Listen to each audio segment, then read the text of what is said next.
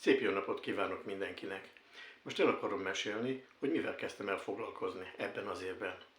Januárban kezdtem hozzá egy tanfolyamhoz, és ez a tanfolyam gyakorlatilag 3 hét alatt lefutott, megcsináltam, és levizsgáztam belőle.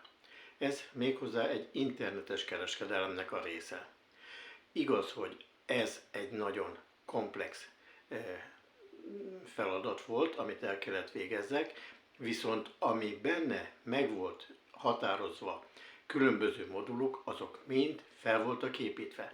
Ez azt jelenti, hogy nem kellett nekem nagy informatikai ismeretekkel rendelkeznem, hiszen minden meg volt csinálva.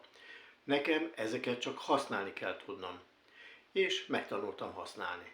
Úgyhogy remélem, hogy ezzel az ismeretekkel ebben az évben sikeres vállalkozó leszek. Annyit még elmondok, hogy ebbe az automatizmusba, ami be van építve, mindenki nagyon jól kereshet vele. Segítek én is, és egy teljesen ingyenes információs rendszert fogok átadni annak, akit érdekel. Ugyanis, ha egy affiliate marketinget kiépítünk, akkor gyakorlatilag a affiliate partnerek mindenkinek fogják hozni a bevételt.